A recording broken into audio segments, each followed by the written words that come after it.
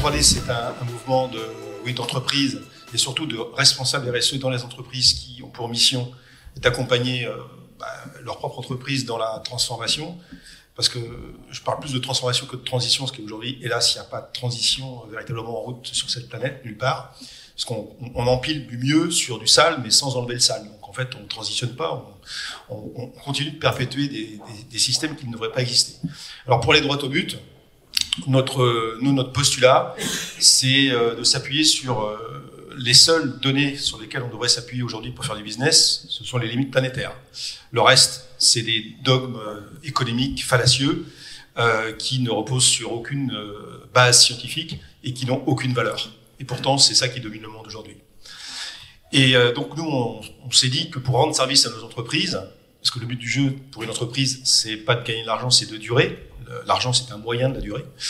Eh bien, c'est d'arrêter de mentir, tout simplement. D'arrêter de croire à ces théories pseudo-économiques que seule la croissance infinie était possible pour faire du ruissellement, que les plus riches donnent aux plus pauvres, etc. Tout ce qu'on nous a mis dans la tête, tout ce qu'on nous a inculqué dans nos écoles de commerce respectives. Donc tout ça, c'est faux, c'est des mensonges. Et on arrive à la fin de l'histoire. On arrive à la fin de l'histoire, on a briqué 6 des 9 limites planétaires. Et le GIEC nous dit, si on veut rester dans un monde vivable à l'horizon de quelques années maintenant, il faut qu'on émette pas plus de 300 gigatonnes de CO2 dans l'atmosphère pour rester sous les 1,5 degré. Alors ça fait rire tout le monde aujourd'hui, bien sûr, parce qu'on sait qu'on va pas y arriver. Parce que 300 gigatonnes de CO2 dans l'atmosphère, c'était pour tenir jusqu'en 2100. Sauf qu'au rythme actuel des émissions mondiales, on y sera en 2028. C'est-à-dire 70 ans avant la date fatidique. Et ça, c'est une des limites. Alors, c'est OK, très bien, le CO2, c'est pas bien. On va faire du tout électrique.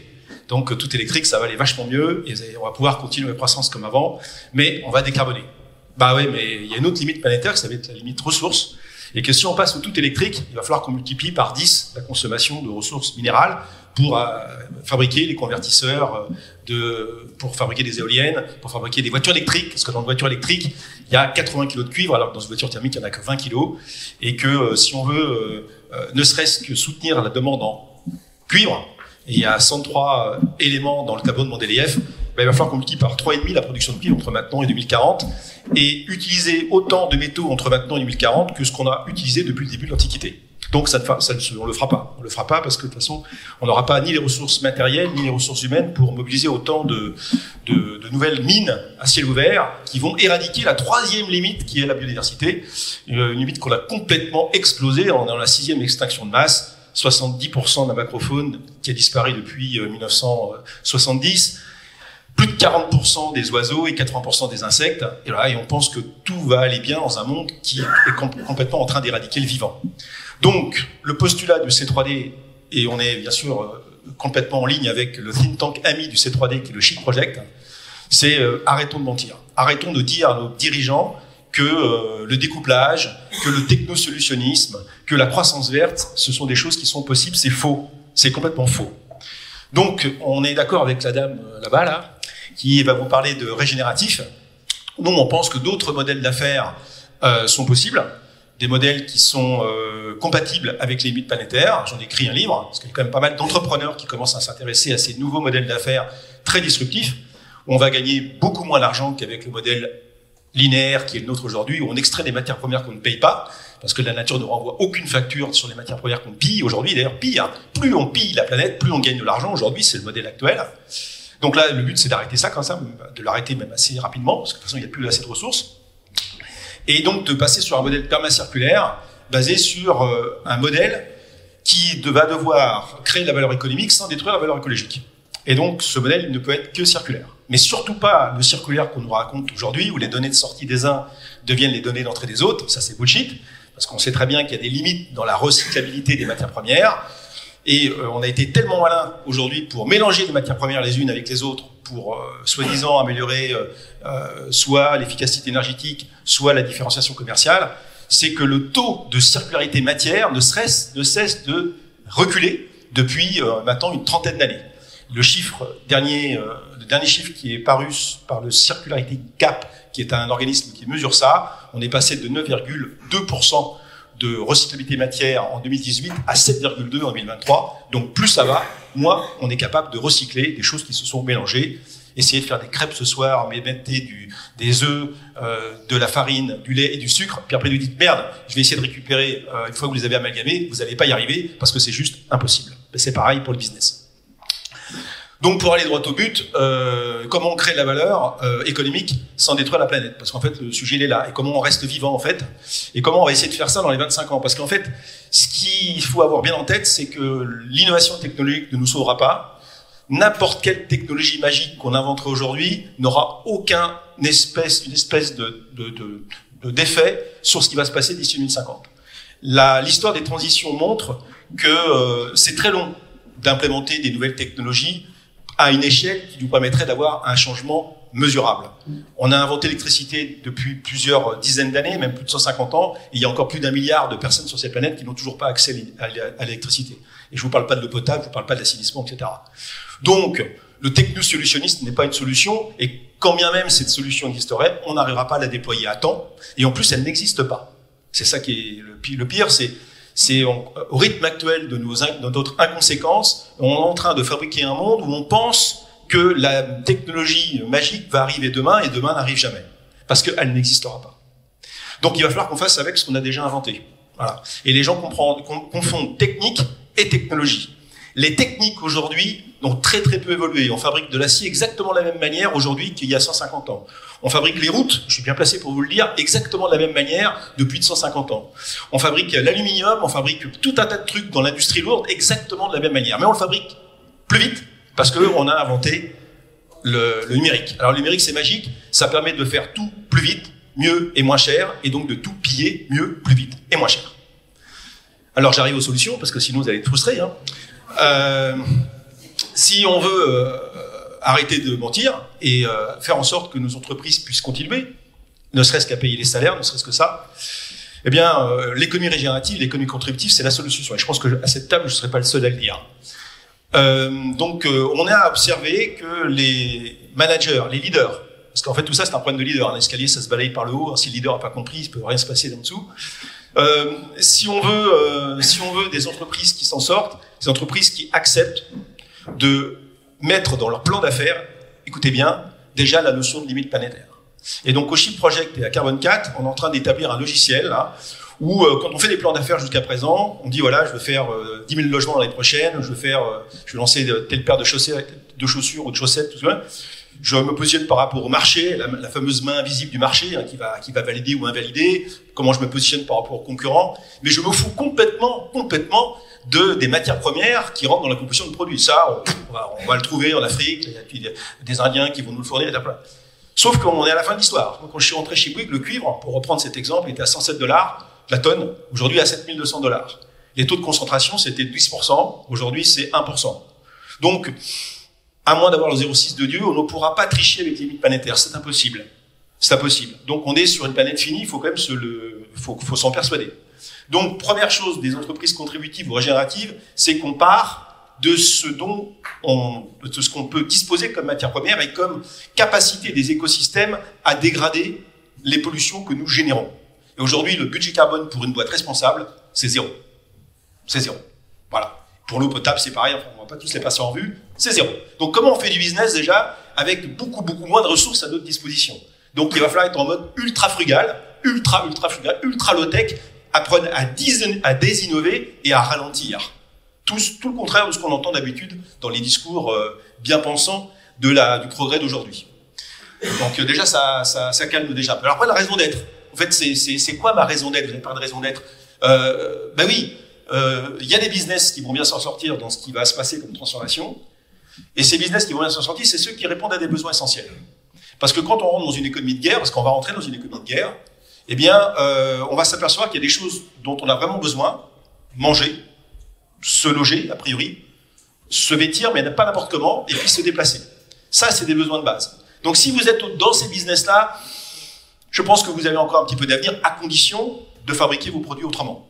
Par contre, si vous êtes dans tous les autres, ça va devenir de plus en plus compliqué. Parce qu'il y aura des conflits d'usage d'accès aux ressources. Et quand il y a des conflits d'usage d'accès aux ressources, eh bien, ces ressources iront en priorité sur les besoins essentiels. C'est comme ça que ça va se passer, ça s'est toujours passé comme ça. Et donc la question qu'il faut se poser, c'est qu'est-ce qui manquerait à l'humanité si mon entreprise n'existait pas? Donc est-ce que j'ai des singularités positives? et pas simplement des singularités positives sociales, mais aussi des singularités positives environnementales, parce que oui, souvent les entreprises ont dit, bah, écoutez, je crée la valeur économique, je paye des impôts, je crée des emplois, donc laissez-moi polluer un petit peu.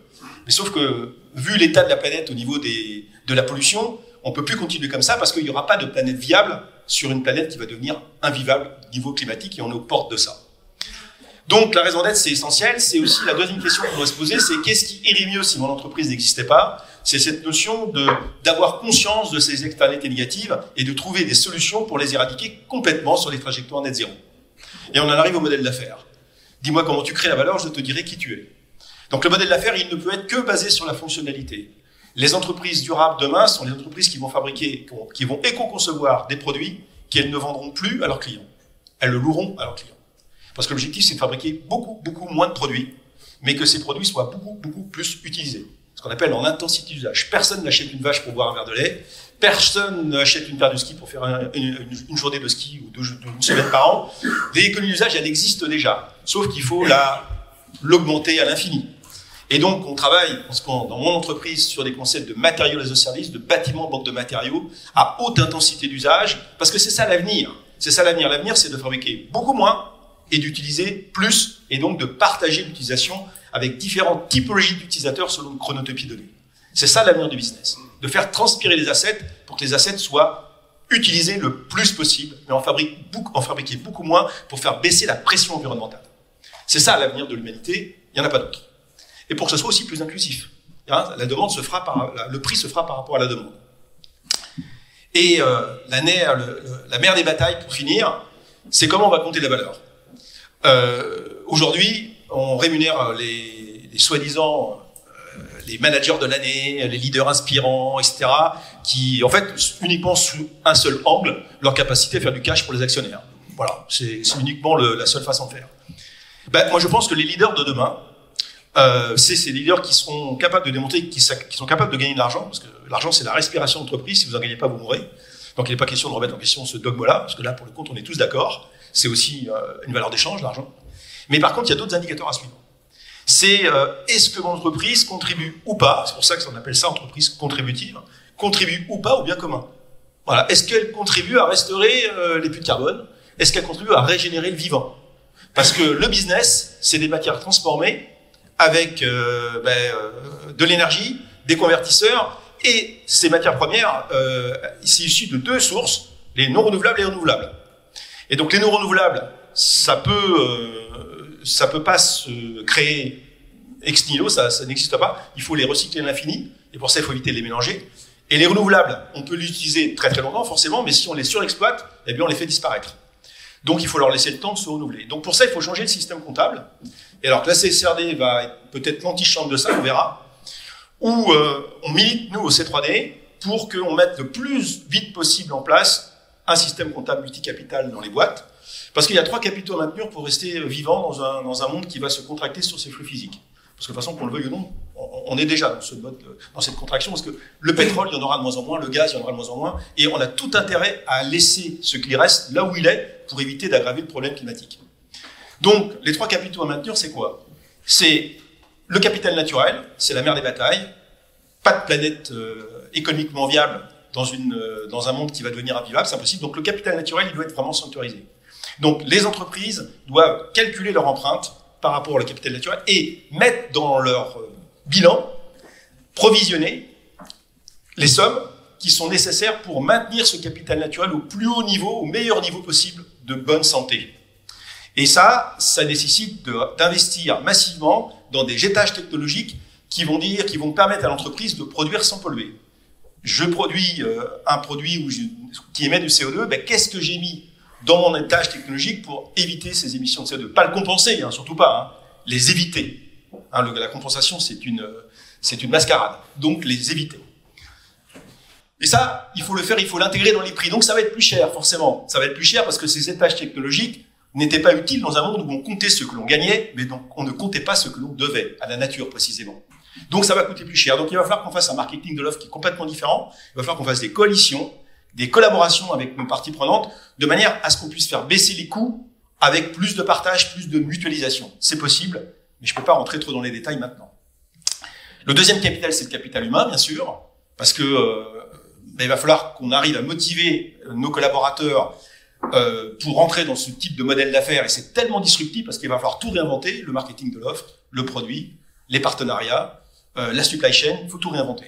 Et là, il va falloir qu'on ait des collaborateurs qui sont vachement formés, parce que c'est tout le contraire que ce qu'ils ont appris à l'école. Donc il va falloir les former et changer la roue en roulant, parce qu'ils sont déjà dans nos entreprises, il va falloir les déformer de ce qu'ils ont appris pour les informer de ce qu'il faut qu'ils apprennent. D'où la Regen School.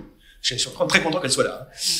Et in fine, bien sûr, si on fait tout ça bien, on arrivera peut-être à préserver le capital financier. Donc moi, ce que j'ai à vous dire, vous ferez bien ce que vous voulez, que vous soyez d'accord ou pas d'accord, je m'en fous un point que vous imaginez même pas. Mais dans la vie, je dis une chose, c'est pas ce que l'on sait qui compte, c'est ce que l'on fait avec ce que l'on sait. Inch'Allah.